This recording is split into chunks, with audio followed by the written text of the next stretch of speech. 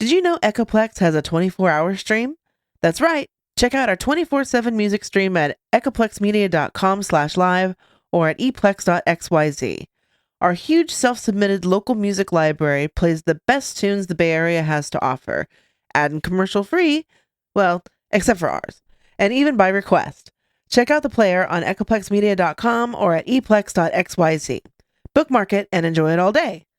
Echoplex is very supportive of our local music scene, and we hope you enjoy the soundtrack they've so graciously sent in for us to play on our network. If you like who you hear, please go check them out. The names of the artists are displayed on the player at echoplexmedia.com and at eplex.xyz.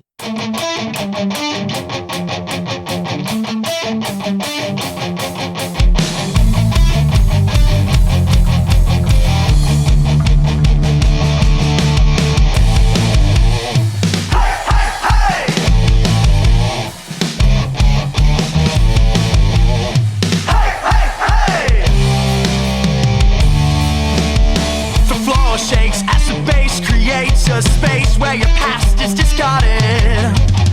A pretty thing like you should never look so blue. Come on, the night's just started. 150 people in this house, but if you follow me, I'll get you the best seats. 150 people in this house, but we'll just let them be. Tonight it's you and me. Hey, hey, hey.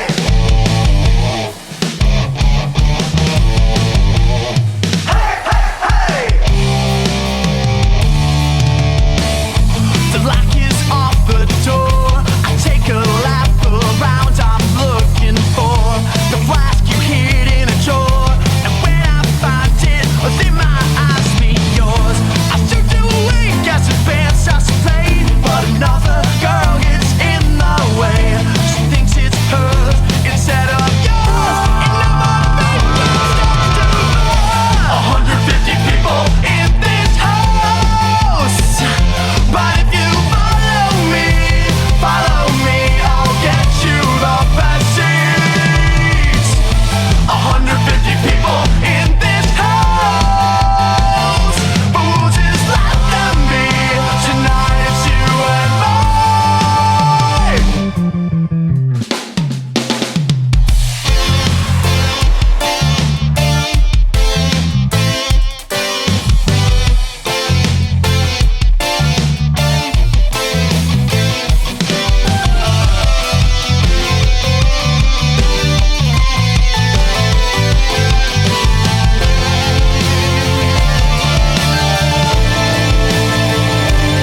But first I gotta find your groove. 150 people in this house, but if you follow me, I'll get you the best seats. 150 people in this house, but we'll just let them be. Tonight it's you and me. Hey, hey, hey.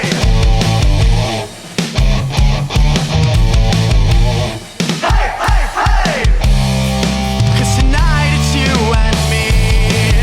That is right. Tonight, it is you, it is me, and it is all of us here on Echoplex Media, Local Love. We're back. It's been a while, but we're happy to be back. And today, we've got a really cool guest with us. We've got Nathan here from the band Goldview. How you doing, man? I'm good. How's it going? Pretty good, man. Pretty good. So you guys are a band from San Jose. We are.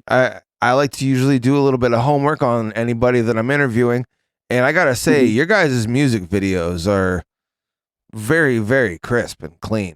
Like, Thank you so much. yeah, Appreciate that. great production value on that stuff. Tell us a little bit about the band. All right. So my brother Newton plays guitar in the band, and I play bass. And we started, I guess, in like 2015.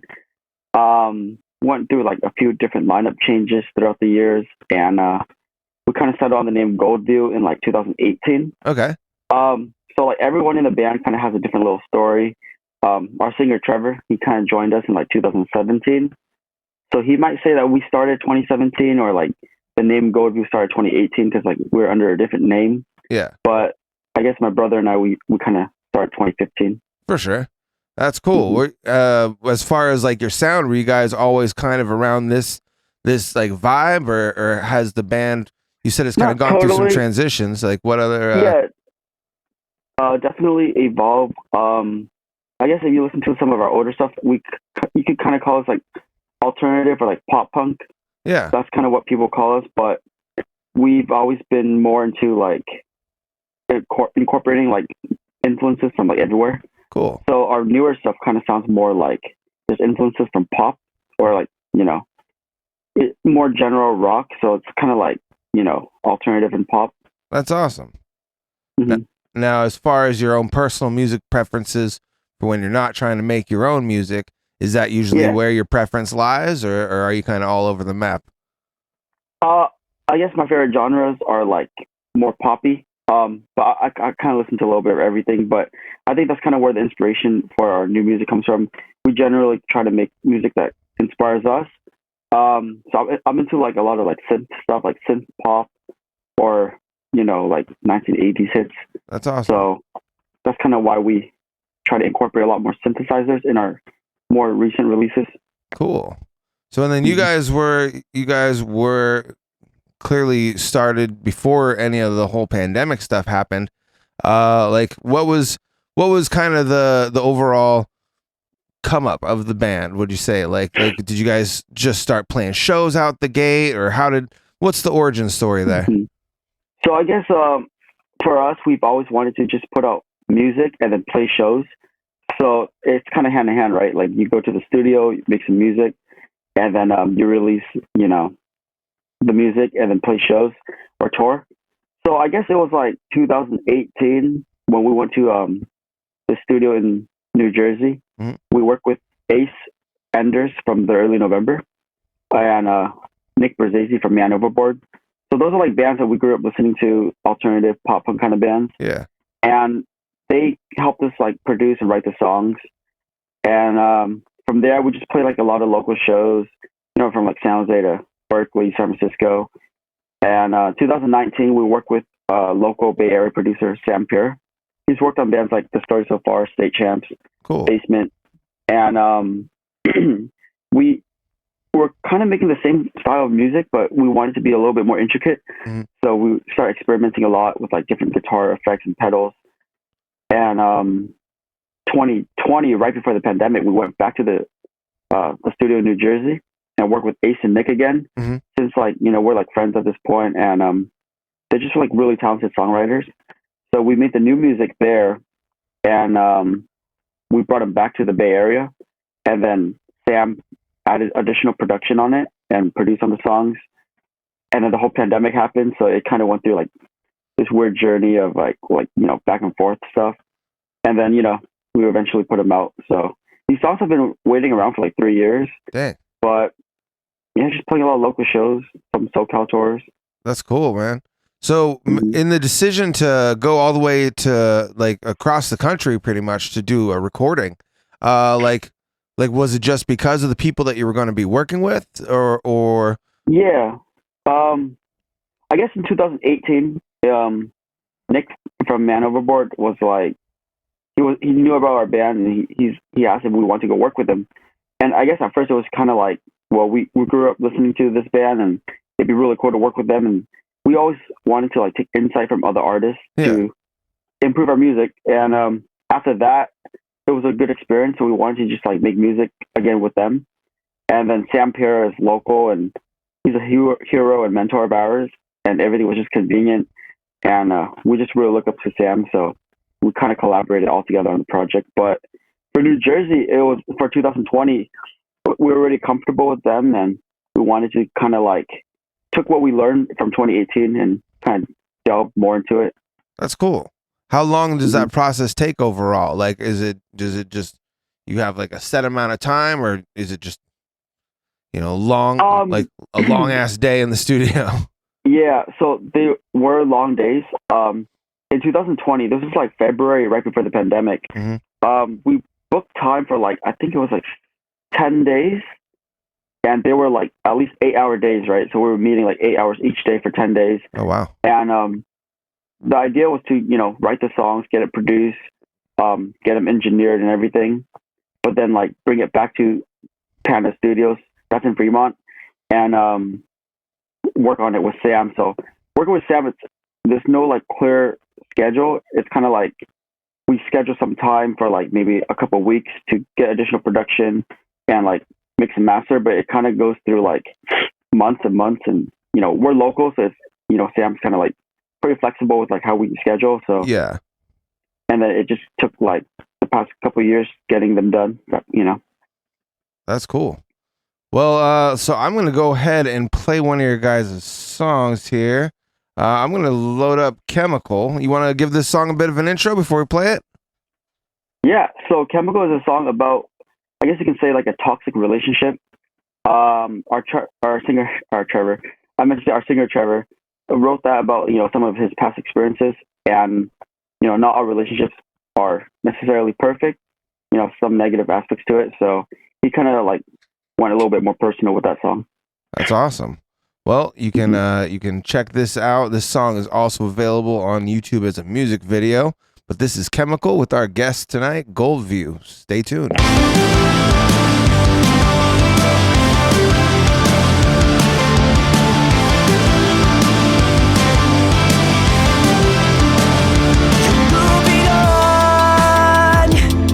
Still looking for the right one, and who am I to repress these feelings so strong? You're going somewhere far away, somewhere I cannot follow. And if I ask for you to stay, I know I'd have to let you go. There's no right way to protect myself, holding my breath till you come around.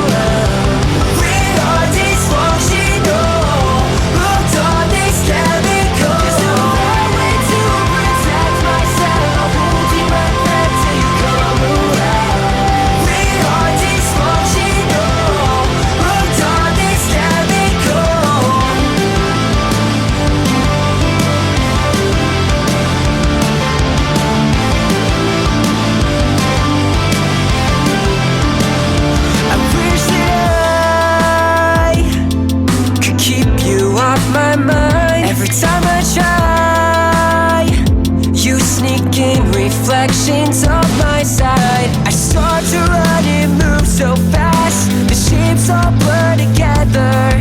You cut me off at every pass and say you'll treat me better, but we both know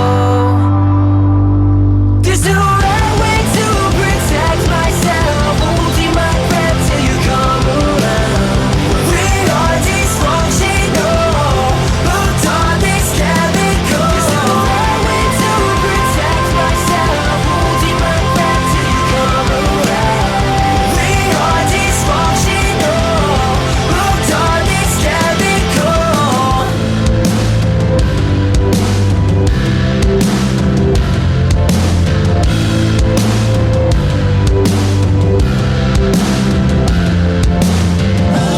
I don't know what else to do, 'cause I'm not over you. You wanna talk everything through and get the best shot. Take a chance on our romance and lean it all on circumstances. I don't know what else to do. There's no right way to protect myself, holding my breath till you come around. There's no right way to protect myself, holding my breath till you come around. We are dysfunctional, hooked on this chemical. There's no right way to protect myself, holding my breath till you come around. We are dysfunctional, hooked on this chemical. I start to run and move so fast. I start to run so fast. We are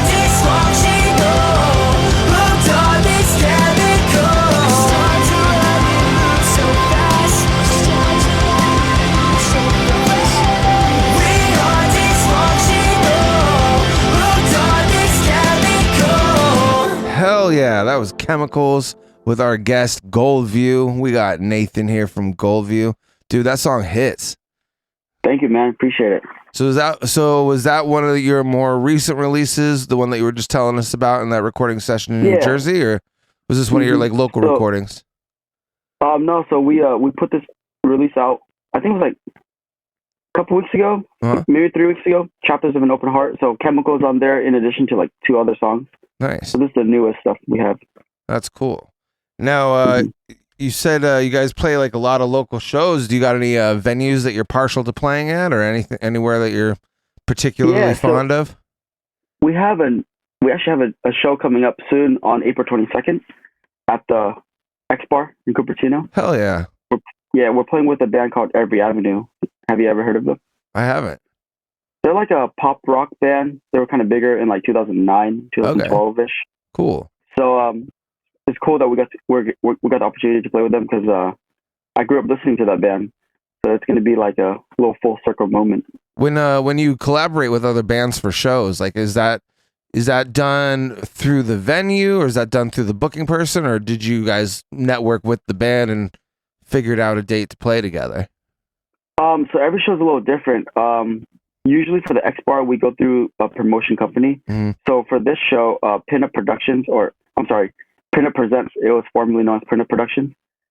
They contacted us to see if we wanted to open that tour.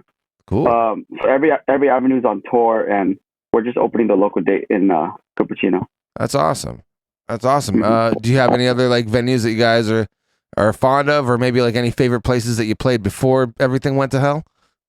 In San Jose or in general? In San Jose or just the general Bay Area or beyond? Got it. So we played at the Back Bar in downtown. That was a fun show. Yeah. Very energetic and lively. Oh yeah. We've also played at the Ritz in San Jose. Great we stage. We opened up for a bigger band called Youth Fountain. Okay. This is like before the pandemic. And we play other venues around the Bay, like, Gilman and Berkeley. That's cool. Santa Cruz. It's not really the Bay, right? But it still counts. Close enough. Counts.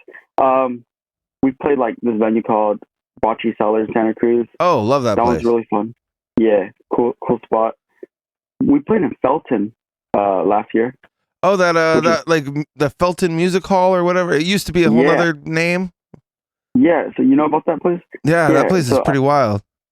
It's a fun spot because it feels like a cabin. Yeah. But not a lot of people know about it because, San Jose's the bigger city, or San Francisco. But in the middle of the forest, like it's a rad spot. Yeah. So those are some of my favorite venues, I guess. Is there any specific show that maybe like stands out to you, like in your memory, that was maybe like one of your most epic moments, or one of those like almost affirming moments where you're like, all right, I'm doing the right fucking thing, Yeah, definitely. So we opened up for No Pressure in 2021, and I grew up listening to, bands of that similar style and genre and guys in that band. So that show was cool. It was really packed out at the X Bar. Oh, cool. That venue is super small compared to like, bigger venues in San Francisco. Yeah. But the line was packed out. Like the show was sold out for sure. I don't think everyone got in because like the line was like outside the venue, it was stretching like at least like I want to say like 200 feet. Like I don't know if you ever been to the X Bar, but like this, the McDonald's there at the corner. Oh yeah. So the line stretched out from like the main entrance all the way to like near the street. And then that's a pretty big. Long that's a real big parking lot, Yeah. So like it stretched out towards the street, like by the sidewalk, and then curved towards McDonald's. And I don't even know the capacity of the venue, but I just remember like the day of the show, like we're up first, and I was looking outside. I'm like, dude, I don't know how they're all gonna get in on time for we play. But it was a crowded venue. Like it was packed out, and they were obviously all there for No Pressure. Yeah. And there were other local hardcore bands, and like the hardcore scene is kind of dominating San Jose right now. So like, Field of Flames played, and it was just, I think it was a combination of like kids there for hardcore bands and like for the band No Pressure, and then we're just happy to be on there. That's cool. Was the crowd reception pretty good overall? Um, it's kind of interesting with the first opening band. I feel like people are kind of like easing their way into the show, getting warmed up. Yeah. So a lot of people, they were just kind of there chilling, but like they're like bobbing their heads, like they look like they were into it, but they weren't like jumping, going around crazy. Still, it's good to play for people that've never heard it before, you know? But I think we played a pretty decent show. That was cool. That's cool. As far as because I love hypotheticals, especially when you're talking to like, you know, like new talent or like local bands that are working real hard. Like I love talking hypotheticals. Hypothetically, what's like a band you would love to open for, or like maybe like a festival that you would love to see your band on that lineup? Yeah, so I mean, obviously, like with music, you always kind of have to have dreams, right? Whether they become true or not, you set out to do it. Oh yeah. We're very inspired by Angels and Airwaves. Cool. More people might listen to Blink-182, but you know, those are kind of artists. Angels and Airwaves is a little bit more of like I'd say artistic, more than just like the Blink-182 is like that pop punk formula. This was like, it had elements of all that, but it definitely had its own thing going on. So I know what you mean. Yeah. Yeah. So like I guess Angels is like a really big influence of ours, like in terms of like utilizing like synthesizers or, you know, more intricate guitars and like getting like good tones. So that's a band we really look up to. It'd be cool to play with them. That'd be cool. As far as like your guys' process for putting the songs together, I know you had mentioned when you guys were doing that recording session, it was pretty much like a week and you were kind of doing all of it all at once. Was there any like getting the songs together beforehand before you guys made the trip at all, or was it all kind of done in that whole process? We always try to write as many songs as we could and get them prepared before the studio. And then once they get to the studio, it's either like, you know, readjusting parts or like, you know, scrapping the idea, going totally different route. But we had like basic song structures down. And then when we went to the studio, we kind of just like rearranged it and wrote a lot of new parts for those original ideas. And they kind of like went through like all these different cycles and became newer songs. I see. But we had like a bunch of ideas written. When you guys are coming up with new songs, is it more of like a group effort, or is it usually kind of one person's like, here's this sound that I'm working with, or here I wrote these lyrics? Like, do you guys usually kind of do it all together, or does it kind of come in piece by piece? More recently, I guess piece by piece. I know a lot of bands, they try to write all together, and sometimes our singer Trevor wants to do that, like kind of sit down together and all write. Yeah. But our guitar player Newton has a lot of like ideas, so he kind of like constructs all these song parts together and then presents it, and then our singer would kind of like take that and go home and write vocals and lyrics over it. For sure. Or in the studio, it's kind of like all right, here's this song instrumentally, now let's like write vocals to it.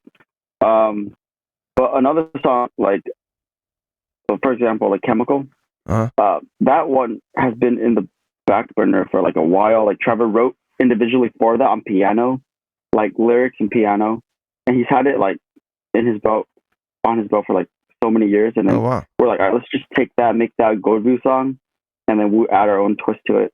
That's pretty rad. Is there a recording somewhere of just like the piano version of the mellow acoustic version or anything like that? So I think originally when we're in New Jersey, our producer Ace actually took a little snippet of the original recording and put it into like the bridge of the song. Oh wow. And from my recollection, I thought we took it out, like when we got the songs added with additional production, like in Fremont at the Panda Studios. I thought we took it out, but our singer Trevor said like we didn't. So it might be in the track somewhere. Yeah. So if you really listen to Chemical, that little loop might be the original recording. Oh, cool. But I'm not too sure. So when an album is done, like what's your guys' process there? Like when it's all done, you guys like just go on a drive and listen to the whole thing through, or by the time that it's finally all complete, are you already like tired of hearing it? Like how do you usually feel like once a product is complete? I feel you. So usually like after like the whole like tracking and production, in the mixing process. Like, I guess the next step would be like mix edits. Yeah. So like, mixing the songs, and giving our producer like mix edits and like our input. Yeah. So, we listen to the songs like countless times. Like, we listen to like the song files over and over, and kind of send our producer like what we think about it, or and then like you edit it. So then sometimes we might listen to them together in a car, saying like, hey, "Yo, let's give our thoughts on this," or like we might go to the studio because like Fremont is local to San Jose, kind of. Yeah. So like we just drive up there, we listen to the songs together, and kind of give our input there, and then our producer would like work on it as we're like talking about it. That's cool. It's usually just kind of like a long process of like, all right, should we turn up these vocals or should we get that edited? And it's kind of like a whole process of like us debating with each other, like, we want more like harmonies up, or like the guitar should be louder, that kind of stuff. But not like after that, like we'll get like videos recorded, like we like music videos. Cool. So after like the songs are done, we're usually like, all right, let's look at the videos and artwork and how we can like focus on the release process of it. That's cool. As far as, because like you guys are pretty organized, like as far as your social media, your link tree, all that sort of stuff, all the like your YouTube page, everything seems really organized. Do you have people that you work with, or are these skills that you kind of just picked up along the way trying to promote your own music? We kind of just do it all, within the band. I guess like the idea is to promote our music as best as we could, make it easier for our listeners and fans. So the link tree's, just there so we can have everything organized, links to merchandise or our music videos, and trying to make it accessible for the listeners. So For sure. Mhm. As far as the filming of the music videos, do you have somebody specific that you work with, or is that all done in-house as well? So yeah, we have a couple of video directors that we work with. They're all local as well. Cool. So on some of our videos, we've worked with our friend Kevin Burley. He directed the video Chemical, and he's also done some of our past work. So he's from around like the San Mateo area. Cool. I met him from going to like local shows. He's more into like heavier music, like hardcore or like heavier genres, but he's really talented in the video world. So cool. We've been working with him for a long time. We also have our friend Kevin Haw, another Kevin. He's a local from San Jose, and he directed the video Believe, and also our song Purpose. For sure. Where was the video Chemical filmed? It looked like you guys were like at a venue or at a show or something. Yeah, so we filmed that in Oakland. There's a studio up there. I forget what the name of it was. It's off of Wood Street in Oakland. Cool. So we filmed it at the studio. It's kind of like half studio, half venue.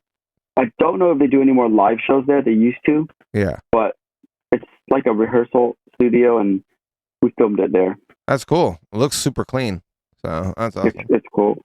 Do most, like when you guys do a video production shoot, do you guys have an idea going in, or do you send it to them and be like, here's our song, what do you think? Like, how's that go? It's usually really collaborative. With the directors that we have been working with, we usually like have a little, rough draft session. Okay. Figure out like our, ideas and construct it into like a basic script treatment. Nice.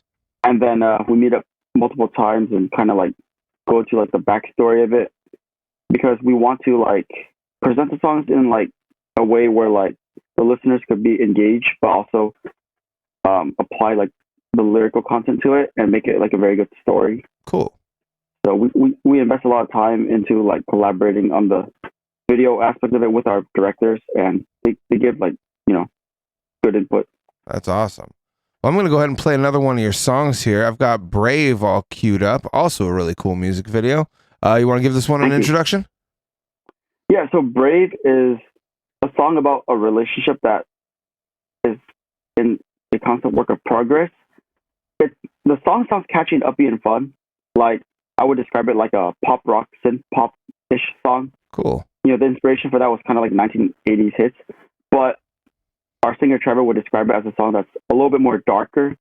You know, relationships for him it's like a romantic relationship, but I think like we could apply it to like any kind of relationship, like friendship or like family, work. Cool. And it's kind of like a tougher relationship you have to work on.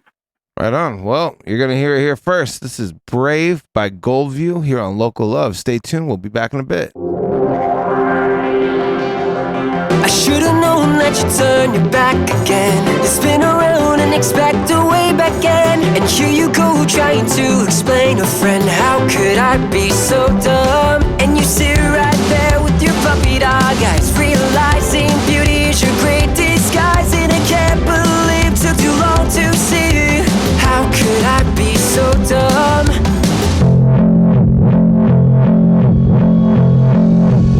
Why can't I just be brave? Wish I could walk away.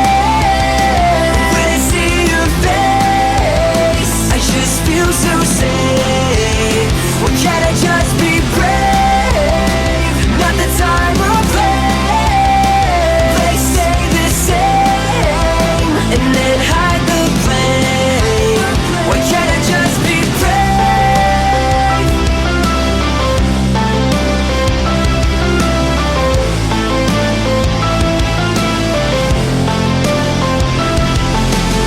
I was a piece, did not know how to play.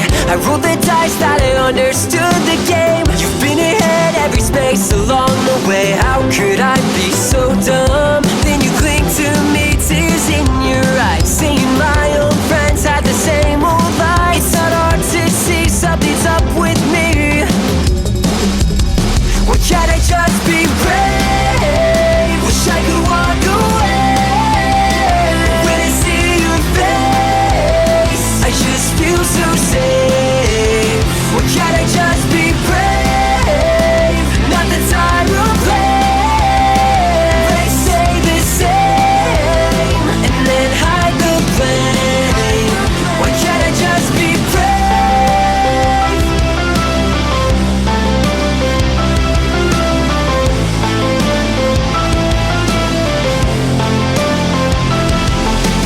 Feels like I'm falling again. No control, you're making me bend. And I wish that I could let go, but you have me under your hold. It feels like I'm falling again.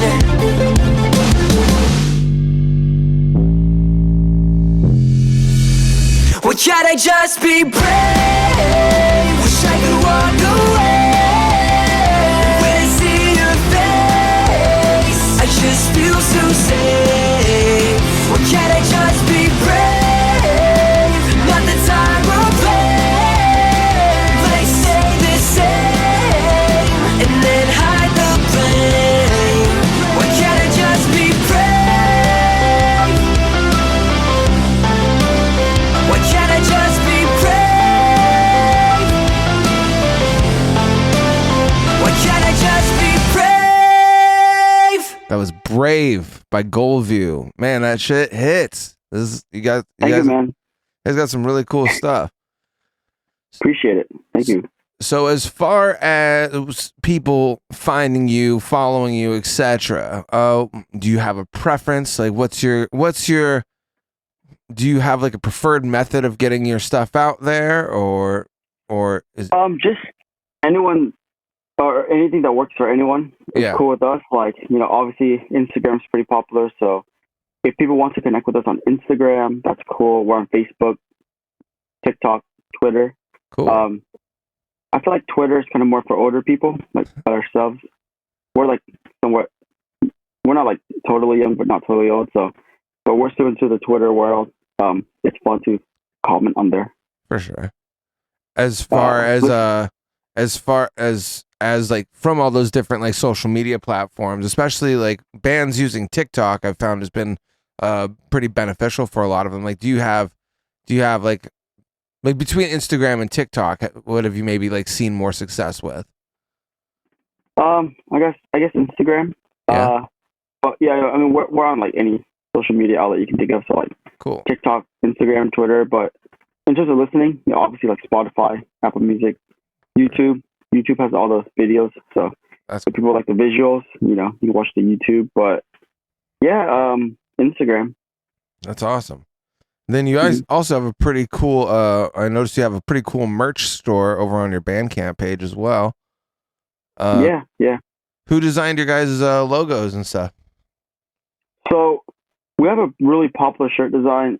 It's one of our older T-shirts. It has like lyrics on the back of it. Break down the walls. It's from our song Positivity. We had a guy. I think he's from Asia. Designed that. He does like all the artwork. His name's Never Glad Art. You can find him on Instagram, but he pretty much just designs all our album artworks and some of the merchandise, like the T-shirts. That's cool. Mm-hmm.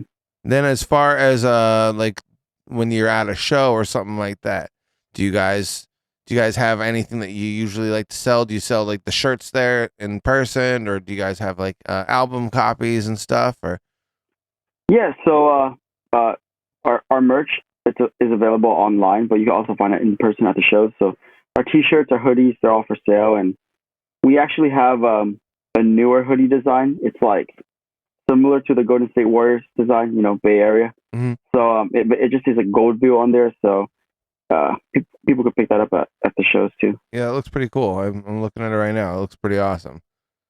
Thanks. It's comfy. We usually print our merch through Bake Fresh Merch. They're like based in like LA. Okay. Really high quality clothes. That's cool. Wow. Let's see, as far as your other shows, like, so you've got this one coming up on April 22nd. Do you got any other shows coming up? So currently it's just that one in Cupertino with Every Avenue, April 22nd. And people can find that online, you can also, I think it's on Eventbrite, or through Pinup Presents. You can buy the tickets online. Cool. But I'm pretty sure you could purchase some tickets at the doors too, just to show up there a little earlier. Right on. But in terms of other shows, we actually just did a little weekend run at the end of last year. We did a couple shows down in Southern California, like San Diego, Nice, and Orange County. So right now we're just hitting it back up in the Bay. That's pretty cool. When you do an out of town show, do you guys have I don't know, I've been on a couple tours now, and like some artists will have almost like a different routine when they play a show in a foreign city. Like, is there anything that you usually do, like before you play a show in uncharted territory? Or not directly, or not specifically, but for me, I always like to warm up. I always have to jam out on my bass, before the shows. Or our guitarist Newton, he likes to jam out on guitar. So I guess on the road, you don't have much time to practice a lot, right? Rehearse together. Yeah. Because you're traveling at least 4 or 6 hours. Yeah. So before we get to the set, at the venue, we like to load in all our gear and then try to find a little pre-show warm up session time. That's cool. So I would say that. Do you ever go around in advance and just be like, hey, we got a show tonight? Oh, kind of promote around the city? Yeah. I don't think we've done that on tour, just because there's so much time invested in driving. Oh yeah. But we might do that in the future. That's cool. Well, as far as Sure. when you get these when you get these out of town gigs, is it people are reaching out, or do you guys usually do your hunting and you're like, hey, I see you play, I see you have bands play here, we want to play there too? Usually we'll do the booking ourselves when we want to go further out. We've been contacted before to go play in SoCal. I'm sure you know about Chain Reaction, right? Yeah. So one of the bookers there has contacted us a couple times to play. Cool. I guess we're not too far away. 6 hours is kind of long, but from the West Coast, there's been some show offers there. So we've been contacted to play, but we haven't in that regard. So we've kind of pre-planned a lot of our out of town shows. So a lot of it's just kind of like contacting the venues and promoters beforehand and then booking the tour. For sure. Mhm. As far as like touring goes or anything like that, has there been any bands that you guys like to work with specifically, or like to travel with, play with, etc.? So another local band, Neverland, they're from like Livermore, Inner East Bay. We did a little tour with them in like 2019. It was like a 6-day tour to the Southwest. Sweet. We hit up like SoCal, New Mexico, Arizona, Texas. And we're playing with them again on the 22nd. Awesome. So yeah, they're playing that show with Every Avenue as well. So they're good touring and show friends of ours. To your recollection, is there any sort of like show? I don't know. Every once in a while, I've talked to a lot of artists that'll tell me like they went into a show not really knowing what to expect, but it definitely didn't meet expectations. Either it was like, we're on a really weird lineup, like none of these bands mix well together, or like, yeah. What, like, do you got any kind of unexpected stories from like your travels around? Trying to think. A lot of the tours that we have booked with, it's like usually with artists that we're kind of similar to, like alternative pop rock, some pop punk. But one show that stands out, I guess we played a show in Fresno back in 2019, and it was like a St. Patrick's Day event. Oh, wow. And it was like outside. I think the company was called Tioga Sequoia Brewing Company, and it was like this like outside show, and like it was like I think I've only played outside like twice. That was like the second time I've ever played outside.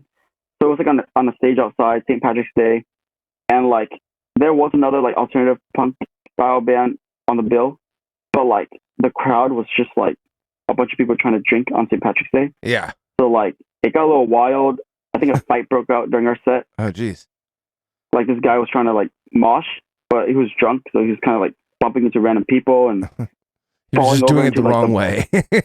Yeah, like he fell into like the stage monitors, and then like a couple of people kept warning him. They got really mad, and he started throwing punches, and he got kicked out.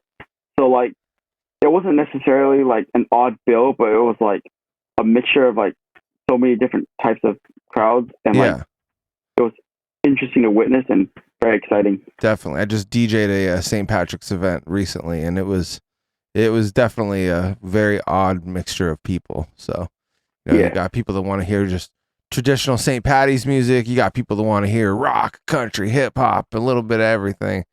It's just, and then some people that just want to drink, right? Yeah, and then when they're coming at you all drunk and stuff too, and just it's a lot. I definitely feel your pain there. It was fun to witness, though. Okay, here's another hypothetical for you. Let's just say that like one of your songs could get picked to be in like a movie or a TV show. Is there maybe like a show or a movie you've seen or anything like that? They're like, damn, it'd be cool if one of our songs was on this. Oh, for sure. So you know how we have that song, the new song "Brave," the one you just played? Yeah. So I was envisioning this when we're in the studio. I'm like, you know that Pixar film Brave? Yeah. I'm like, what if Pixar puts out like Brave 2 and then they discover this song? Me would be put in there. That'd be so cool. You should just drive out to Berkeley and just hang out at Pixar and just set up and just be like, hey, listen to our song. Put this in a movie.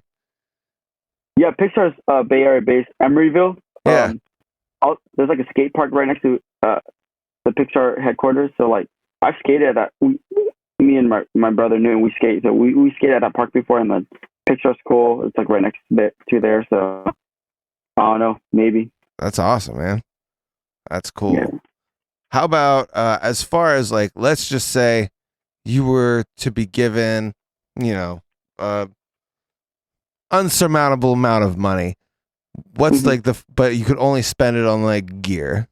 What do you think you would maybe like? What's like the first thing that you would probably spend it on? Oh, instantly right now, I'll buy like a new bass. I've been having my eyes on like it's just like Adam Clayton U2 bass. It's weird. It's like it's been on back order for like the last 2 years, but it's like over $2,000, and it's American jazz bass. Okay. And I like U2 a lot, so it'd be cool to have like his signature bass. That's like what I would buy. Is there like a difference really between like a jazz bass in comparison to like a regular electric, or is there? So the model is just called jazz bass. So like Fender has like two main basses. There's like the precision bass and the jazz bass. Mm-hmm. So it's just kind of like the different shape and the tone. Like the jazz bass has like two different pickups, and the tone's kind of more like punchy. Uh-huh. I just wanted like a different sounding. I play precision bass, so I feel like a lot of bass players, it's like those are like the two they would want their hands on, like get a jazz bass and then like a precision bass. Yeah, so I have one, just need the other. For sure. Do you have do you use like your main bass? Like, is that the one that you use when you guys are recording or performing, or do you have like different equipment that you use for different situations? So I use the same precision bass I have in studio and live, but I have used different basses to track in studios. Like in New Jersey, when we went to work with Ace and Nick, like I've used their bass before. And at Panda Studios, they have a lot of options. Like Sam Pierre Studio has like a bunch of different guitars, different basses, so you have like a plethora of options. That's cool. But I like my bass; it sounds good. Right on. Mm-hmm. All right, I'm gonna go ahead and play another one here. We've got "Believe." You want to give this one a bit of an intro for us, please? Yeah. So "Believe" is a song about a relationship that works out in the end. It's supposed to be like a good, positive relationship that's just almost perfect. And this song was actually inspired by the Disney film Frozen, or Frozen 2. Oh, cool. We were watching that a lot at the time, and took some influences from there. Right on. For the song. Well, good stuff. You're about to hear it here. This is "Believe" by Goldview. Stay tuned. I know I've been here before. I've seen your face on someone different. A feeling I can't ignore. The same outcome, another blueprint.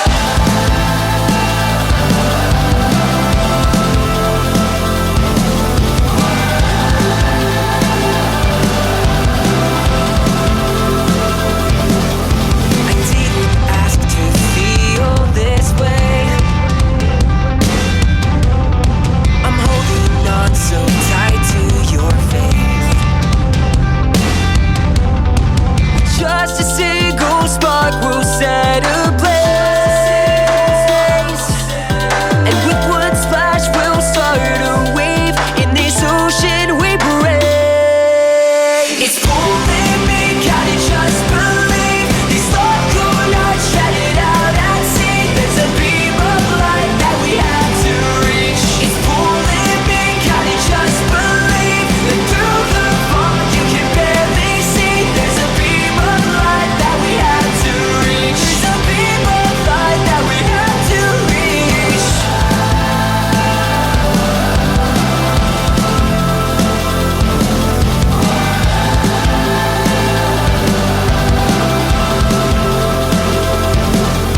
Surrounded by an unknown force, I know it's there. I hear it calling with one foot in and one out the door. My mind and soul are always brawling. I didn't ask to feel this way. I'm holding on so tight to your faith. Just a single spark will set ablaze, and with one splash we'll start a wave in this ocean we brave. It's pulling me, gotta just believe. These thoughts could not shut it out at sea. There's a beam of light that we have to reach. It's pulling me, gotta just believe that through the fog you can barely see. There's a beam of light that we have to reach. There's a beam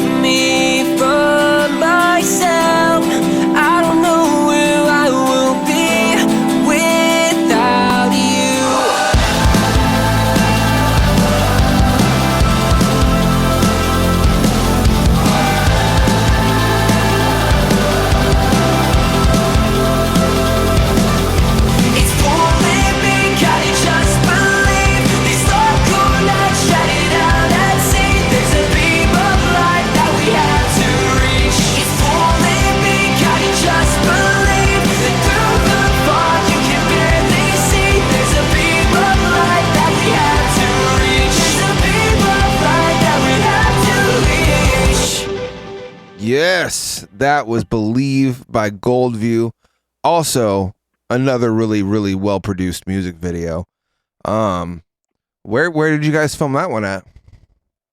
So for Believe, we actually filmed the live shots, the performance shots at the Panda Studios in Fremont. So shout out Sam Pera. Cool. Sam's just super helpful, like everything, musically, production, songwriting, and allowing us to use his space. So shout out to the Panda Studios. It looked really cool. Yeah, if any band wants to like work with Sam, just like shoot him an email, shoot up Panda's email. Or like mixing, engineering projects, mastering. But we filmed it there, and then for the acting shots, we actually filmed that in Santa Cruz. Did you see the lighthouse scene? Yeah. I know that lighthouse looked familiar for sure. So that's in Santa Cruz, and I'm trying to think. Oh, I'm pretty sure like some shots were at a house in Livermore. Our former drummer Scotty, he let us use his space. So yeah. Now you mentioned the band's gone through like a few like different like renditions.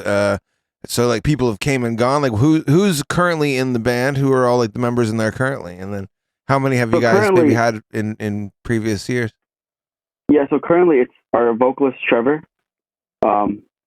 me, Nathan, I play bass, and then our guitarist Newton, he plays guitar. Cool. And for like live shows, we just have like fill-in guitars. We have a fill-in guitarist and a fill-in drummer. Cool. So yeah, for the upcoming show on the 22nd, we're gonna have like a full band, 5 members, and we have like a live backing track set up. Oh, cool. We've never really played with backing tracks, but with these new songs, there's a lot of production in it. So we're gonna implement like this whole like new rig. That's awesome. So it's gonna be an exciting show because it's kind of like a learning curve for us, but I think it's gonna be like a really good show, like full setup, and we've got the whole band, so it's gonna be good. That's great. So with the additional performers that you use for live shows, how often do you guys maybe like get together and like practice beforehand, or do you just kind of give them kind of like some of the audio and be like, all right, cool, this is gonna be what we're doing on stage? Like, how does that work out? So like we usually rehearse like once a week, and then for the day of the show, obviously like we all show up for like sound check. Yeah.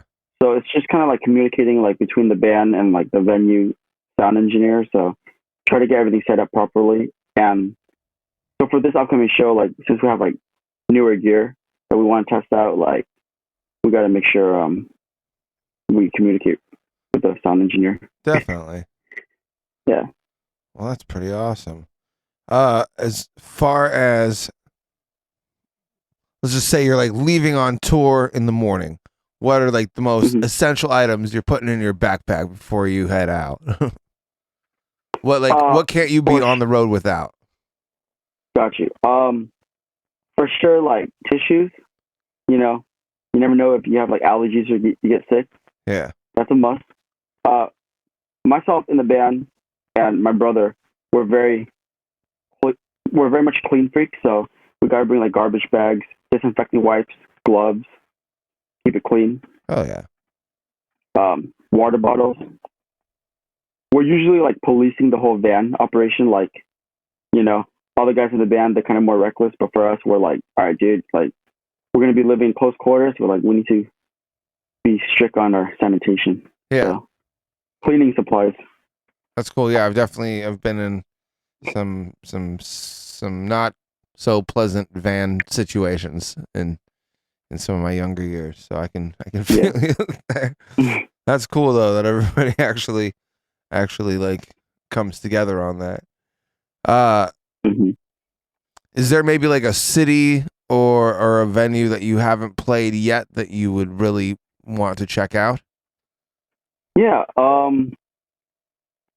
in the future, maybe like the East Coast. Never really been to the East Coast, so cool. That could be fun. Maybe at least a couple shows out there. What do you think? What do you think are like some of your guys' biggest challenges that you're facing with like trying to promote your music and like grow the brand, grow the band? Sorry. I guess kind of like evolving creatively and how to like get fans from like different crowds. Like I guess like if you listen to our music or anyone, like we could fit into like the word of alternative and pop rock and like more punk, but also like we like to incorporate synthesizers and like make more popular sounding songs. So it's kind of like how to like bridge the gap and kind of bring everyone into it. For sure. I feel like in our music there's a lot of different like influences, and anyone that listens to it, they might, you know, get down with it. But just kind of bridging the gap to like getting more fans outside of like the rock genre alternative. Oh yeah. What about like if you could get your song played on like a certain like radio station or something like that? Is there any like shows that stand out to you at all? Yeah, so I mean, like from the Bay Area, like Live 105 would be cool. Yeah. Or it used to be called what, Alternative 105. Yeah. So they put on like shows like BFD and like Not So Silent Night. So like if we could get them to play our music, they're awesome alternative Bay Area station. Definitely. And maybe we could play some shows with them in the future. As far as like even maybe or like even through the whole process with Goldview or even beforehand, do you have anybody specifically who maybe like mentored you or like taught you about just being a musician, or like, you know, what kind of brought the whole like we're putting a band together, brother? Like what brought it all on? I guess what are you asking, like what inspired us to like kind of do this band thing? Yeah. I mean, like we've always been like into music since we were like kids, and like our guitar player started playing guitar at like 16, but we didn't really start the band till like we're like 19, and I think I was like really inspired after seeing Taylor Swift in concert. So I went to her concert in 2015. It was like the 1989 World Tour, and I went to the Levi Stadium Santa Clara date. So after seeing that, I'm just kind of like I really want to like start a band, play music. But as we started the journey, Nick from Man Overboard, Ace Enders, and Sam Pure, those three, they've kind of helped guide our band along the whole way. So they're like mentors of ours growing up, or my bad, like heroes of ours growing up, listening to them and their music. So like after working with them, they kind of became our mentors and kind of teaching us as much as they could. That's really cool. Mm-hmm. Yeah, it's always kind of cool when you can find somebody to kind of fill that role or help you maybe like grow in ways that you're, you know, still figuring out because they've already been through it. That's great. And shout out to our friend and other local musician, Karoshi. So Karoshi's from San Jose, and we've known him since like high school, and we've always been inspired by like his older bands, but now like his music's just so much more advanced, and it's under the name Karoshi. So he's been helping us like set up our live gear, our live sound, and just constantly like learning from him musically, like the kind of music he makes, or like, you know, when we're talking about music on how we could improve ourselves. So that's another one. That's awesome. Mm-hmm. Now, as a performing artist, what do you think would maybe make you, or just your band as a whole, more nervous? Playing to a group of 5 people or 5,000? I think definitely 5,000. Yeah. I think like the more people in the room, you kind of have to put on a more perfect show. Yeah. I mean, 5 people or 5,000, I try to play the best I could every night. So, well said. They're but you know, the more people, it's like you have a lot to worry about. Definitely. Yeah. Well, I'm going to go ahead and play another track. We've got another band that's friends of the show. They're called First in Flight. We actually opened the show with their song 150 People. But I'm going to go ahead and play another one of their tracks. They're kind of in the same vein as you guys. They're really cool. We'll be back in just a minute with Nathan here from Goldview. Stay tuned. Yeah.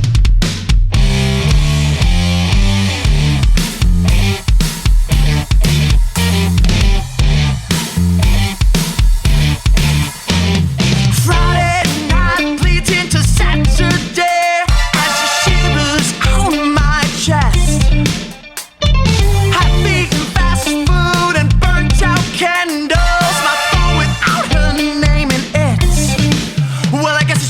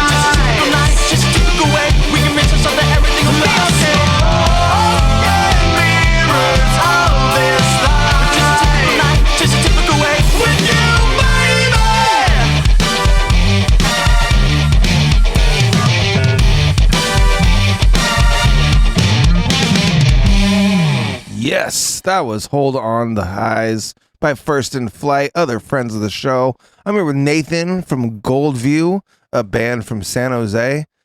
And just like Goldview, you can find them on Spotify. You can also find this podcast, Local Love, on Spotify or any of your other podcatchers, whether you listen to the Apple podcasts or the Google ones, or I don't even know the other ones, Stitcher. There's a bunch of places that you can find this podcast, but what's important is that you find it and you share it with your friends and your enemies, because even your enemies deserve to hear good music. For sure. I got a few more questions before we head out of here. But if you can remember, I always love asking artists this because sometimes the questions or the answers will surprise you. But what is like the first album you remember ever purchasing? I want to say No Pads, No Helmets, Just Balls by Simple Plan on CD. Oh, wow. Okay. I remember Simple Plan. Yeah. But the funny thing is, like, I'm a little bit younger. I'm 26 right now. I'm almost 27. But I bought that CD like years after it already came out. Like, but like that's like the first CD I bought from like Barnes and Noble. Right. And, wow, that's a throwback for sure. Yeah, but I also bought like digital albums growing up. So I'm pretty sure like digitally I bought albums from bands like The Dangerous Summer, Therefore Tomorrow, All Time Low. Mm-hmm. And those were like bands I grew up listening to around like 2009 through 2012, kind of like when I first fell in love with music. Cool. So those are my first memories of like digital music and like my first CD ever. What about the first concert or show that you ever attended? So some of my first shows were like local San Jose shows, like bands played around like my high school, or like I went to like a show at in downtown San Jose, I think. Actually, thinking back, like I'm trying to see if I actually went to the original Art Boutique. Oh, wow. It might have been there, or maybe it wasn't. But those are some of my first shows. Like I saw this like local San Jose band, 4 O'Clock Heroes. Have you heard of them? It sounds familiar. Yeah, they're like a San Jose band, 4 O'Clock Heroes. It might not have been Art Boutique. Like I don't know why I'm saying that. It was some San Jose venue. For sure. But my first big concert was probably Warped Tour 2012. Nice. So I saw bands like All Time Low, Census Fail, Newfound Glory, Yellow Card. Man, that's awesome. Yeah. I don't know, this is going to really date me and make me sound old, but I used to hang out at a skate shop as a kid in the 90s, and I remember somebody came in and just handed us a bunch of tapes for a band, for us to like just listen to. They're handing out tapes, and it ended up being Newfound Glory. Dude, for real? Yeah, it's pretty wild, man. That's awesome. I love that band. I know like they've been around since like the 90s, like 1997. Yeah. But I guess like I found them growing up, and then I'm just happy I've been able to see them live and get into their band a little bit later in the career. But it's cool they can get fans from different generations, huh? Definitely. Do you like, what kind of music did your parents listen to, and do you think that it had any influence on the type of music that you and your brother create? So my parents are from Vietnam, and they don't listen to like any American music at all. Mm-hmm. So growing up, like, like the guys in my band, they're always like having like these culture shocks, or like, so like our singer, like Trevor, and like our former drummer Scotty, they like grew up watching like all these like 80s movies, right, with their parents, like The Goonies, Back to the Future. And like I still haven't seen those. I know they're classics. But like for me, like growing up, I would watch like Vietnamese TV shows, and my parents would put on that kind of music, like those Asia videos. I think the name of it is Asia. I don't know if you know it. But it's like Asia or like Paris by Night, those kind of things. Okay. And like they listen to like a lot of like Vietnamese cultural music. And then like I didn't really listen to like, radio friendly music or like American music until like maybe I was like at least 10, 11, like driving around the car with like my older siblings. For sure. So I mean, like my sisters would listen to like anything on the radio, like like Britney Spears, I guess. Mhm. You know, also like Akon or like Black Eyed Peas. Oh, cool. So I guess hanging out with my sisters when they drove around, I would listen to like pop music that they would listen to, and then I would, you know, discover music that I'm into, like as I'm, you know, digging around YouTube. Yeah. But yeah, my parents, they don't really listen to any Given that English upbringing and like given the fact that like, you know, your parents like had that Vietnamese background, like the traditional Vietnamese background, like when you started getting into like the music that you're into, was it considered like rebellious at all, or were they pretty supportive of it all overall, or like even just you having a band, is the family pretty supportive of it? They're pretty cool. Like, it's funny, like I love punk rock, like, you know, Bad Religion, No Effects. Cool. And they're very rebellious, right? So like growing up, I know like our singer, like he was really into metal. He's still a metalhead. Ironically, because like our music's kind of more poppy and alternative. But you know, he was like he was brought up in like a more religious household, so they were like really not about metal music. Yeah. But for me, it was always like they're chill about it, like, you know, the music I'm into, and I want to go to like shows and concerts, and I'm like, you know, drive me there, and they were down with it. Like my dad drove me to Warped Tour, San Francisco. Okay. So like 2012 was up in the city, and he drove me like with my brother, my best friend, and yeah, he was cool about it. That's awesome. As far as like, you know, being a musician and being in a band, how would you maybe define success as a musician? First and foremost, creatively, we always want to put out like music that sounds like fresh, creative, and innovative, but still like in the world of like our interests. Yeah. So we just want to make like the best songs that we could at the end of the day, you know. And if the songs sound great and amazing, we would like to go perform them live, and hopefully other people would enjoy that too. So just making good songs and performing good shows. That's cool. Well, I mean, you guys are definitely putting in a lot of hard work. The production value of the music, the music videos, like just how you guys present yourself as a band is really good. So I think you got a bright future ahead of you, dude. Thank you. I appreciate that. In your opinion, what do you think is maybe one of the most important things that your fans can do to help support you, other than sharing this podcast? Sorry, shameless self-promotion. Yeah, so like just sharing the podcast, you know, represent Echoplex, San Jose. But just listening to our music, like, you know, the more streams and listens we get on Spotify, Apple Music, YouTube, it could definitely help. But just like word of mouth, you know, like you never know like what kind of band you might discover that you might like. So like, you know, it's like if you share like a song with like 3 friends, they can share with like 3 other friends of their circle. So that could be cool. Definitely. Well, let's give that show one more plug, and let's tell people where to find you. Yeah. So we're playing on April 22nd at the Cupertino X Bar, Homestead Bowl and X Bar with Every Avenue. And you can find tickets online through Pinup Presents website or like Eventbrite, Every Avenue's website, or you can show up at the door. Nice. Well, man, I really appreciate you taking the time to do this interview with us, and I definitely hope to get you and the whole band here in the studio one of these days. We'll probably get to talk to everybody, maybe even get you in for an in-studio performance.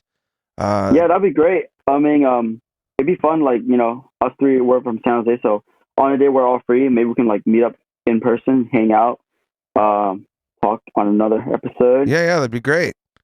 I think I have your number, right? More than likely. You've definitely got producer Dave's email. Yeah. So I can contact you. Yeah, and I'll go ahead and give you guys a follow on Instagram as well. Yeah. But yeah, this has been another awesome episode of Local Love. I want to thank you, Nathan, for joining us tonight. Definitely check out that show at the X Bar in Cupertino with Goldview. It's gonna be really good. If this music that we heard today was any indicator, I have a feeling it's gonna be one hell of a show. Thanks for having me. For sure, man. As a band. As far as this goes, you can find this show and a whole bunch of our previous podcasts on the Local Love. Anywhere that you type in Local Love on a podcatcher, we're gonna pop up. We've got tons of archives of great interviews, and Also, if you're ever tired of your usual streaming services and you're kind of looking for something new, check out the Echoplex Media 24-hour stream. All of the bands and all of the music that you hear on these shows have been submitted by artists themselves, and all of that library goes into our online library. You can access that. You can hear it 24 hours a day. You can request music. It's a really cool way to find new artists that you like and get some more bands to follow. A quick question. Is this episode like recorded? Like, are we gonna? Could they find it like on your website and stuff? Oh yeah. This is gonna be going up. Okay. This is gonna be going up pretty soon. Awesome. So, and when that does, we'll tag you, share it on our socials. Definitely, man. It would definitely be. We love sharing the love, and then also if you have other bands that you like working with, tell them about the show, because we really like the idea of trying to, promote the people that are working real hard to get their stuff out there. So we appreciate all the effort you put into it, man. Sounds good. Right on. Well, we're going to go ahead and close this episode out with Break the Universe by Satabria. It's a classic here on Echoplex Media, and we will see you on the next Local Love. Thanks again for tuning in.